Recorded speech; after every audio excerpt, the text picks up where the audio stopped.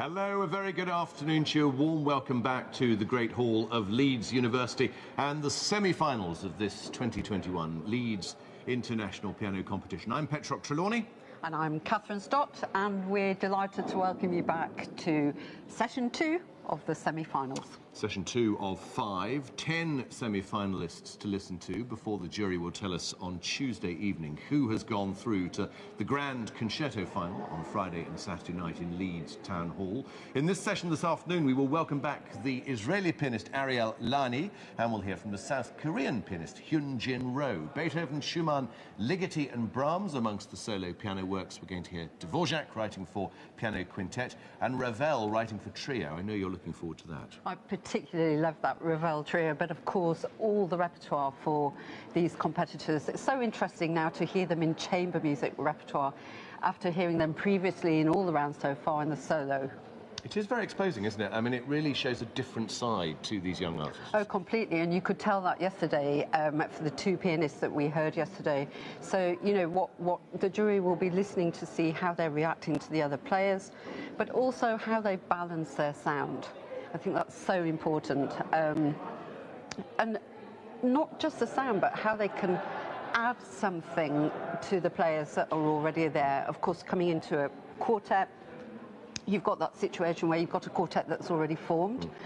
So, you know, just how to balance that, and that'll be, I mean, when it comes to the Ravel trio, it'll be real fireworks going there. Absolutely. We are going to be joined by a Frenchman in just a moment, Ludovic Morelot, the conductor, who is a member of the Leeds jury this year. Before we meet him, let's meet a Frenchman in competition. Back in 1984, Louis Lorty, who was placed 4th that year.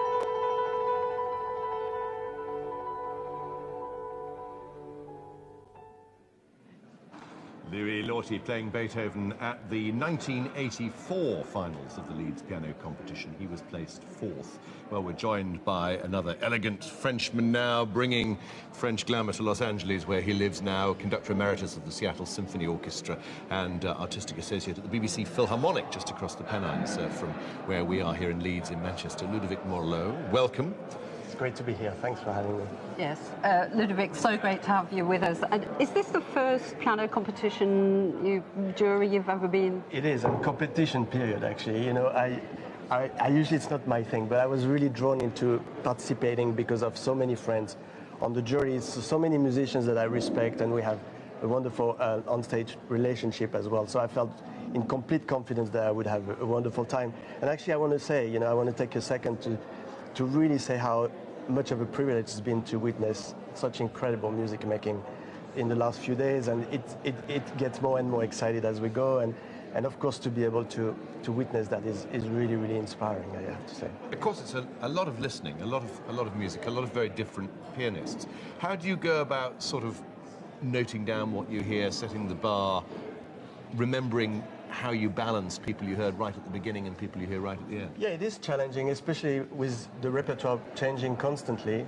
I try to kind of treat it as I'm listening to an orchestra playing, and as the conductor, what I would try to kind of bring out and maybe encourage or suggest that would actually strengthen the voice of each of the pianists and musicians. And so it's maybe a little bit of a different approach I may have from my colleagues on the jury, because I try to be completely not distracted by the pianistic technical element, but really to think more in terms of colors, phrasing, breathing, pacing, form, structure. I mean, all my colleagues thinks about those things, obviously, but I'm the lucky one not having to be distracted by all the technical elements, I suppose, not being a pianist. So. And for me, I always think that this semi-final round is a kind of pivotal round. You know, we've now got chamber music, we've got the contemporary music. What do you think that brings to the jury and what they're listening to? You know, when you hear these young pianists going from their solo repertoire to the it chamber. brings so many different aspects, but for me, essentially, it is more actually instructive for me, hearing them in their partnership with the chamber musicians, also with new music, because we want still to feel how much emotion and of their artistry come through the language that maybe they are less familiar with. So it's a very crucial, pivotal point indeed, because you really see the interaction, and as we know, as musicians, this is what it's all about. It's collaboration, relationship, and how you can find always the middle ground to find your voice kind of being heard in that context too. And in the back of your mind, are you thinking all the time, I could book this person to play Rachmaninoff or play Tchaikovsky or play Beethoven at one of your orchestras? Is that always a bit of a thought? Not necessarily that you would book them, but that you might, and they would fit well. Of course. I mean, it goes without saying that I'm here as a listener waiting to fall under the spell, really. And if something I particularly like in certain repertoire, I'm thinking this in the back of my mind. And of course, if I can also help those young musicians to kind of get their first opportunities with orchestras, I will do my best to create those opportunities. But I'm more focused now in terms of really not to get overwhelmed with the repertoire and do justice of really listening with some active listening energy to each of them. Well, it's really fantastic having you on It's the great jury to be here here. at It's an honor. Ludovic Morlot, thank you very much Thank you. indeed. We're about 2 minutes away from our first pianist of the afternoon, the third of our semi-finalists here in Leeds, Ariel Lani from Israel. Let's look back for a couple of minutes at his performance in the second round of the competition. Here he is playing Mozart.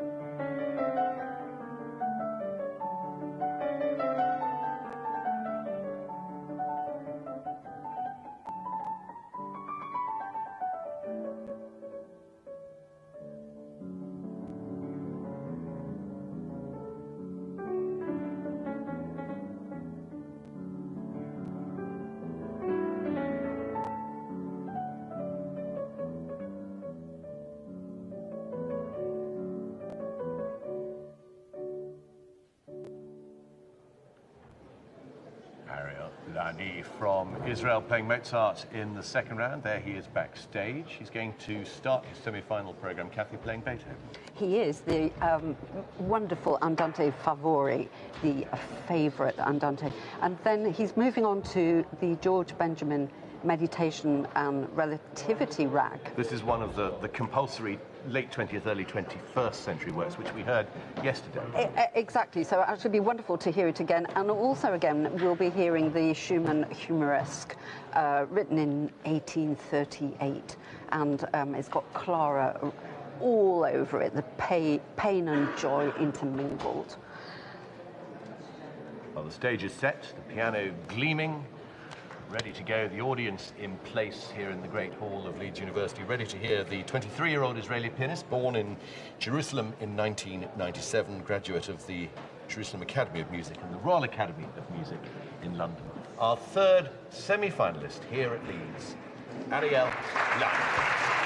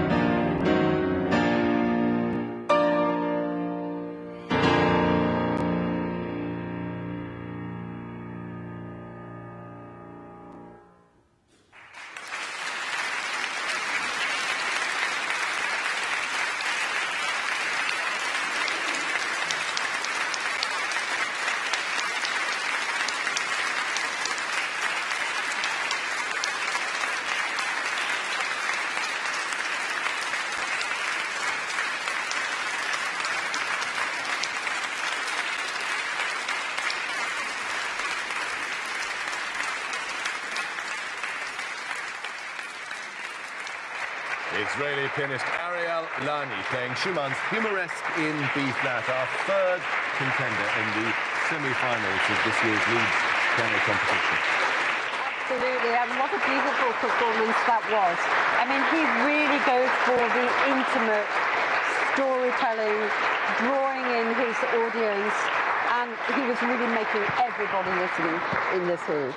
It's very interesting, isn't it? Schumann wrote to Clara when he was composing that and said that I'm writing this with both laughter and tears, and you really get that sense of the two moods in a work that he composed in, I think, in little more than a week.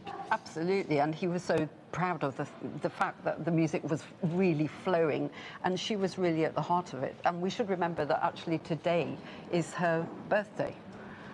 So very appropriate tribute there. But, you know, it's a wonderful piece. It's got stories within stories. And, you know, I just feel that Ariel really wants to bring in that audience. Whether his intimate storytelling will be enough to really reach the back of the hall, that will be something perhaps the jury will be looking out for. I heard every note myself, but it's something, it's a very fine balance to find that small sound, but that penetrates enough. But in the meditation, which is the first piece of the George Benjamin, the ravishing resonances that he created and were just spinning around this hall were just absolutely gorgeous. But he's a beautiful pianist. Lovely. A bit of movement on the stage behind us as the microphones and music stands are prepared for our next work. It's the chamber music element of the semi-final next, and we're going to hear Ravel's Trio, in which Ariel will be joined by Lara van der Heyden, the cellist, and Jack Liebeck, the violinist. Ravel writing in 1914, just on the eve of the start of World War I. Absolutely, and this is another piece that absolutely flowed. He said that he composed this in 5 weeks instead of 5 months. 5 months' work in 5 weeks because he wanted to enlist in the army. So this is this is just the most tremendous trio. Ravel very fascinated in the relationship between the percussive nature of the piano and the more sustained sound of the string instruments. Absolutely, and I think that's going to be one of the interesting elements. Again, you know, Ariel is going to have to explore completely different sound, and each movement creates something. I mean, you know, he's going to have to start with the most gorgeous, clear little chords that's going to set up the whole piece. Well, there's Jack Liebeck, the violinist, and Lara van der Heyden, the cellist, with Ariel Lani preparing to come onto the stage. This compulsory chamber music element, each semi-finalist chooses from a relatively short list of works for either trio with cello or violin or string quartet. We're going to hear the Dvorak quintet a bit later on, and it is a very interesting way, isn't it, of hearing our pianists in a different sound world. Absolutely fantastic to hear the contrast of them being in their own bubble and now communicating with the others.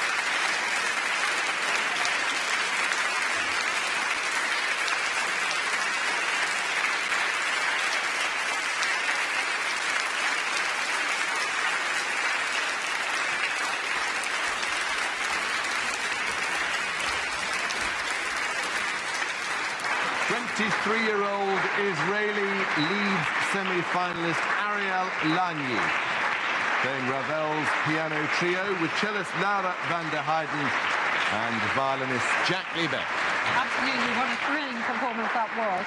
And I think Ariel really proved himself to be such a sensitive musician. I mean, he's a natural chamber musician. He was listening, he was in there. I think over time he'll get even more confidence to have even more presence amongst us. But yeah, I think he's very at home in that environment. And I think he'll be very happy with that performance. It really is a musical journey, that piece, from intimacy to something that's, well, akin to almost an orchestral sound in the finale. Absolutely, Petrok, because, you know, Ravel was a sort of master at orchestration, and you can hear this completely throughout that trio. And just the way he started with very exquisite chords and the balance and texture. I thought he really kind of pitched it very well. I think he can give even more, but that's a kind of confidence thing. But he was really involved, and you know, let's not forget that he only met Laura and Jack a couple of days ago. Yeah. This is very fresh, and they have to put this together very quickly. We're going to talk to Jack Liebeck a bit later on, so it'll be interesting to get his take on playing chamber music with our semi-finalists here at Leeds. Ariel Lanyi from Israel. Next up this afternoon, Hyunjin Roh from South Korea. We're going to hear her in about 20 minutes' time playing Ligeti and Brahms and Dvorak's second piano quintet when it comes to chamber music. 63 pianists came here to Leeds. The first round of this competition, the international round, happening in 17 cities around the world. The finals at Leeds Town Hall, but the second round and the semi-finals here in the Great Hall of the University of Leeds. Let's find out a bit more now about the university, our hosts for this competition.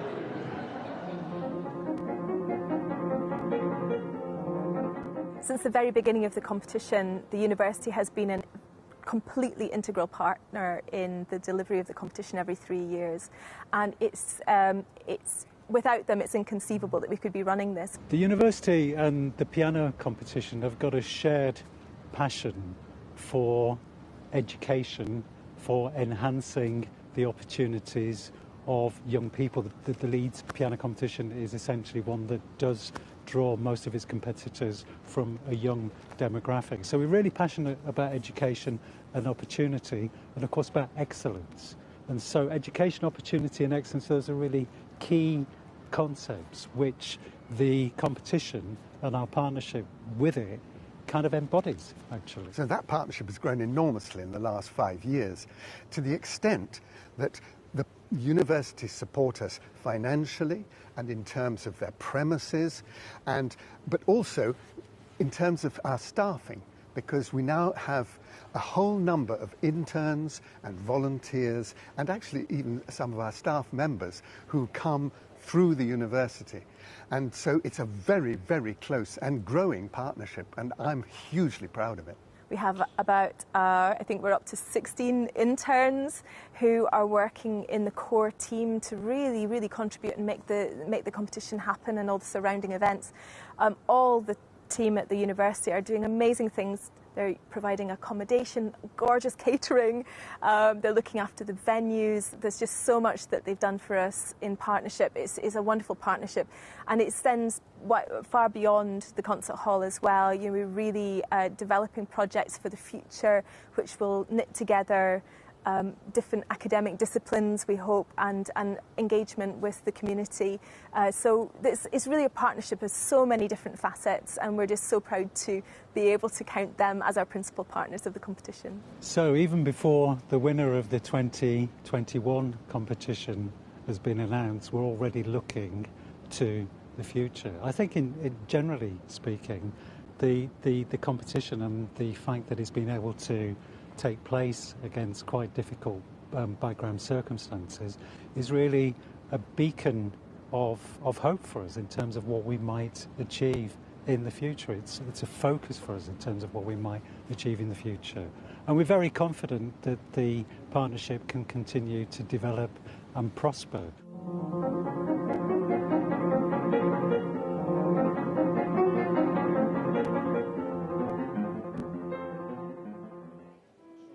And it has to be said that the University of Leeds really making the competition incredibly welcome. You talk to any of the pianists taking part and they just say they're made to feel so at home here in terms of where they stay, where they eat, the quality of the food they eat. Very much a firm relationship between University of Leeds and the Leeds Piano Competition. I'm joined now by two guests, one of whom we've met before, Fiona Sinclair, who is Chief Executive of the Leeds International Piano Competition, and Viva Poloskaita, who is an intern from the university, campaigns coordinator. Viva, what does that mean? I help the fundraising manager in our mission to create and establish partnerships with both individual donors and corporations for the Leeds Piano Competition. So you're a student here at Leeds? Yes, and I'm doing an internship here. And what are you studying? I study philosophy, politics and economics. How did you get involved in the competition? I was always interested in music. I used to play piano for 8 years and music was always my passion, so I was looking into a non-profit sector and I think the Leeds just matched that all those categories. Fiona, it's a really exciting relationship, isn't it, between the competition and the University of Leeds? It's really, really special one. In fact, we think it's unique. I don't know, because I think I know a lot of the piano competitions out there by now, and I don't know of anybody who's got something as special as this. I mean, of course, they've been there since the beginning. So in 1963, we sort of formed this amazing partnership where every part of the operational delivery of the competition is embedded in our, our relationship with the university. They help us, they really help us mount it. And I think what's really special this time is that we've got interns like Viva who are doing it on the ground in the office, and all very rewarding jobs that are preparing them for the future as well. And of course, that's a core business of the university.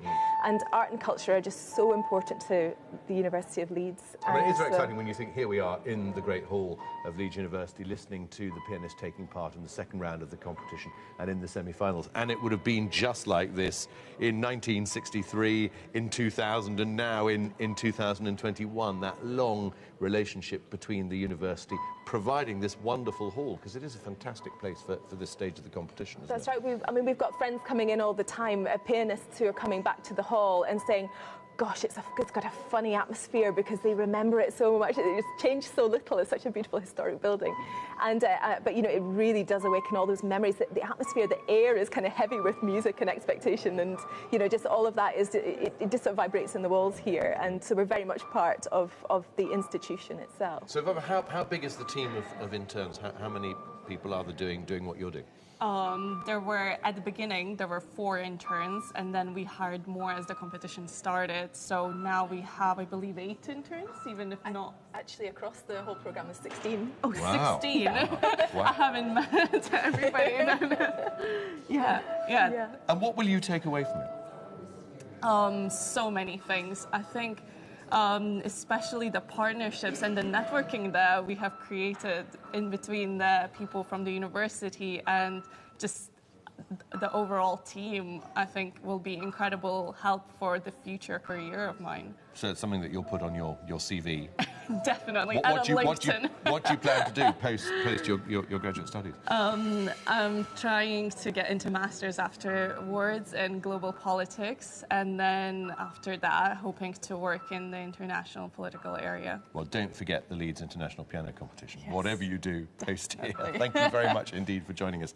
Viva Poloskaita and Fiona Sinclair, Chief Executive of the Leeds. Thank you both very much indeed. Let's hear a bit more of archive performance now from the Leeds. We're going to go back to the final in 2006 when Sun Wook Kim took the gold medal at the Leeds International Piano Competition after a performance to the music of Brahms.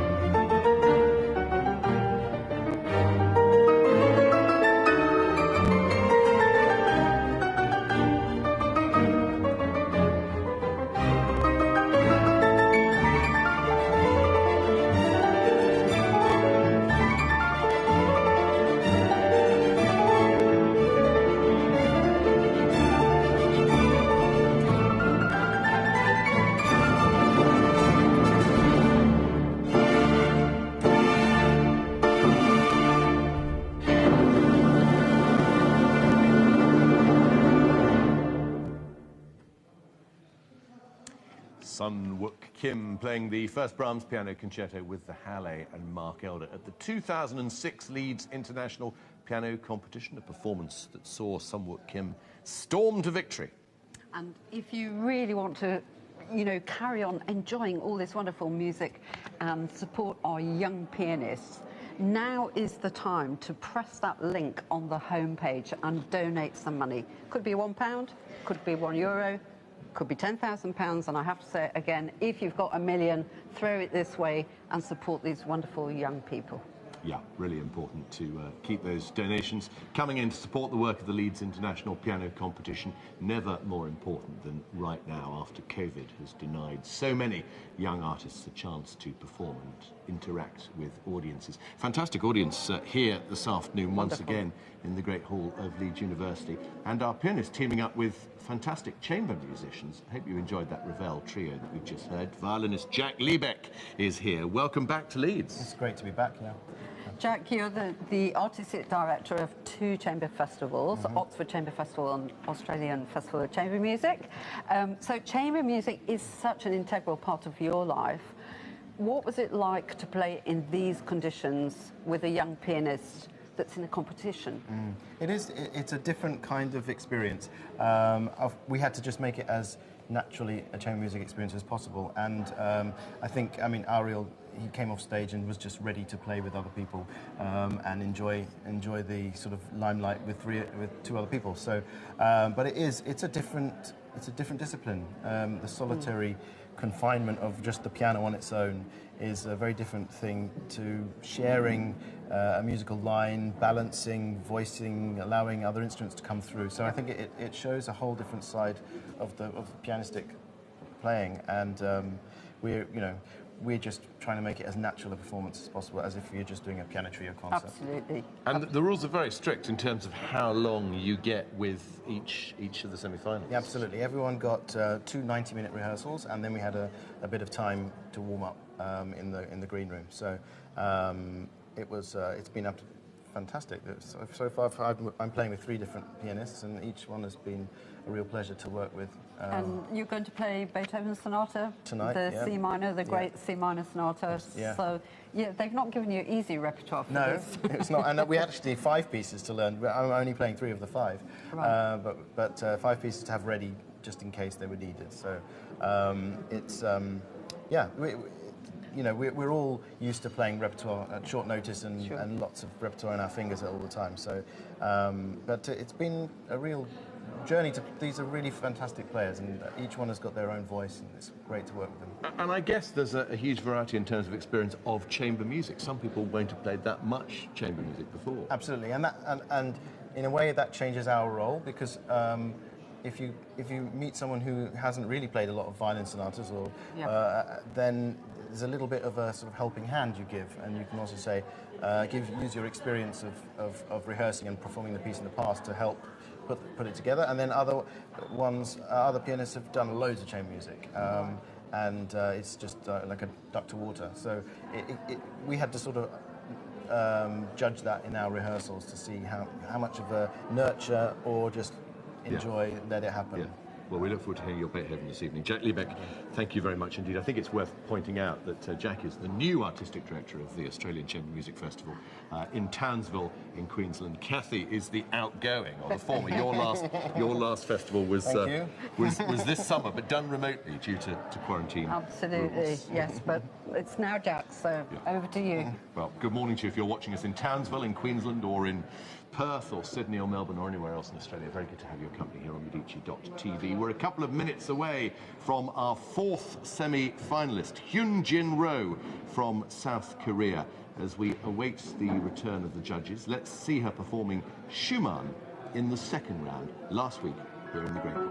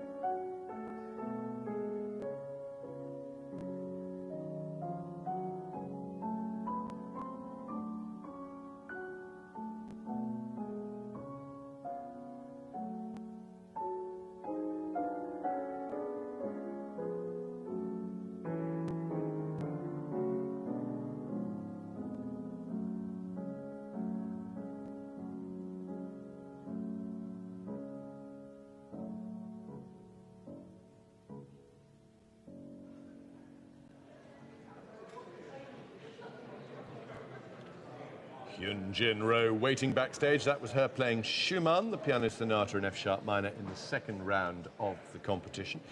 We're going to hear Ligeti and Brahms first from her, and then we will hear her with the Castalian String Quartet playing Dvorak's second piano quintet. These Ligeti pieces, 3 etudes, and these are the compulsory pieces that each player has to perform music from either the late 20th or early 21st century from a prescribed list. Absolutely, and I'm really excited to hear this young lady play Ligeti. Ligeti wrote 18 etudes. He was going to follow Debussy and write 12, and then he kind of really got into the stride. And the last one written in 2001, I think. So absolutely, and they're so, I mean, they're very technically challenging, but they're fantastic pieces of music, like really great etudes. Etude is almost the wrong word for them, but you know, wonderful. And I think she's really going to say a lot about her playing in this music. And then, of course, onto Brahms, and we're going to hear the Dvorak Piano Quintet twice today.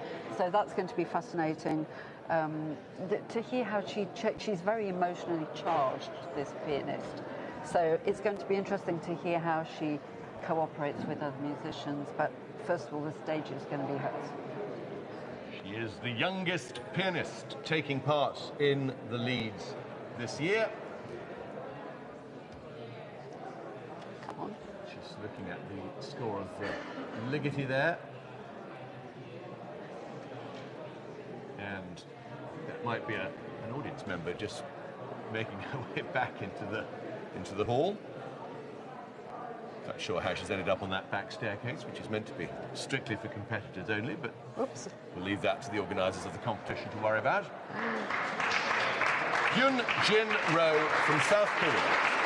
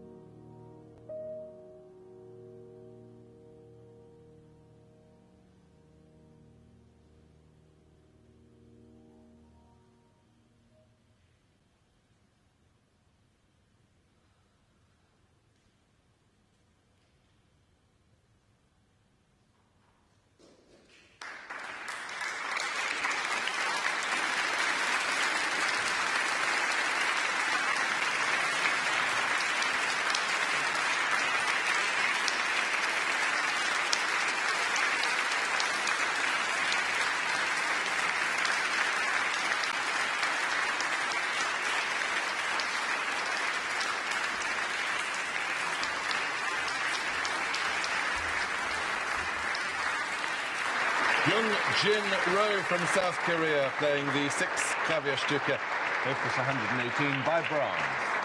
And also the Ligeti Etudes.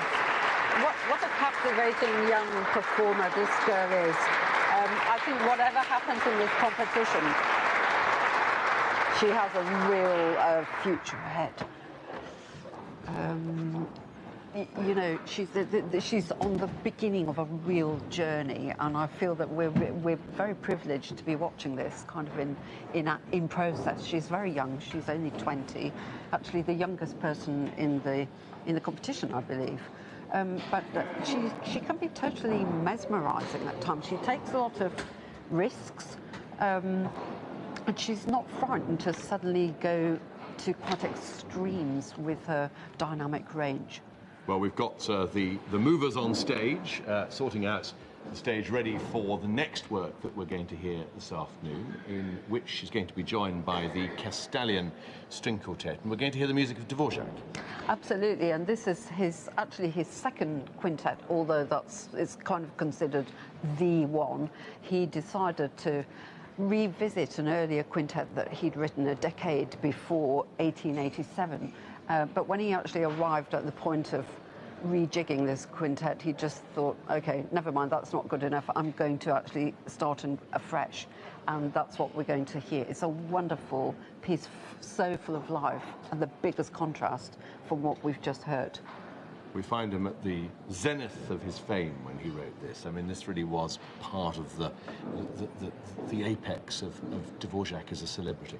Absolutely, and one thing, I've performed this piece a lot myself, and I always have such a wonderful time playing it. It's a real joy to perform, and we get to also in the slower movement experience, the second movement, this dumka, which is this traditional Slavonic feeling of melancholy, but with then going to much more lively movement, kind of in juxtaposition with itself. Yeah, well, it'll be interesting to wonder what our judges will be looking for when it comes to listening to this Dvorak quintet. Distinguished jury, there's Dame Imogen Cooper on the right of the screen, chairman of the jury, the pianist Zoka Avenhurst in the front on the left, very passionate about chamber music. Next to her, the Tel Aviv-born, New York-based pianist Inon Barnatan. And you can see Ludwig Morleau, who we spoke to earlier on. Stephen Osborne, pianist as well, who we're going to talk to tomorrow. But our artists are ready now. The Castalian String Quartet, who are going to join up with Hyun Jin Ro, 20-year-old pianist from South Korea. Our first performance of the day, we're going to hear it twice today, with Dvorak's Piano Quintet number 2.